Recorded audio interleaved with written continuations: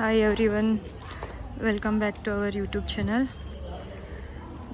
ಇವತ್ತೇ ಬಂದ್ವಿ ಬೆಳಗಾವಿಂದ. ಬೆಳಗ್ಗೆಯಿಂದ ಮನೆಯಲ್ಲೇ ಇದ್ವಿ. ಸಂಜೆ ಟೈಮಲ್ಲಿ ಸ್ವಲ್ಪ ವಾಕಿಂಗ್ ಮಾಡಿ ತರಕಾರಿ ತೊಗೊಂಡು ಹೋಗೋಣ ಅಂತ ಹೊರಗಡೆ ಬಂದ್ವಿ.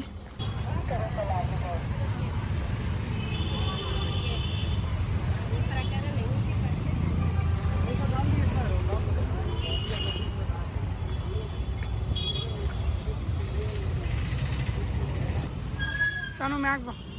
I want small banana. I want small banana. Please. Why?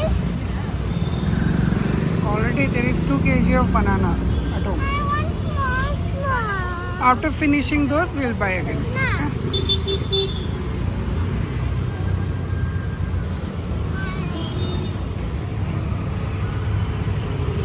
ಇವಾಗ ಯೂಟ್ಯೂಬ್ ಚಾನಲ್ ಸ್ಟಾರ್ಟ್ ಮಾಡಿಬಿಟ್ಟು 1 ವಾರ ಆಯಿತು.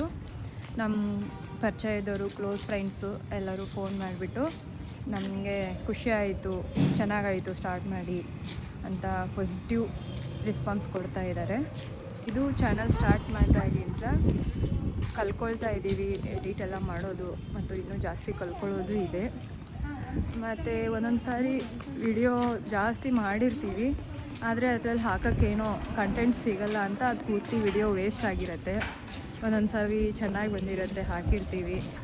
ನಾವು ವಿಡಿಯೋ ಮಾಡೋದು ತುಂಬ ಈಸಿ ಅಂತ ಅಂದ್ಕೊಂಡಿದ್ವಿ, ಆದರೆ ಅದು ಅಷ್ಟು ಈಸಿ ಇಲ್ಲ.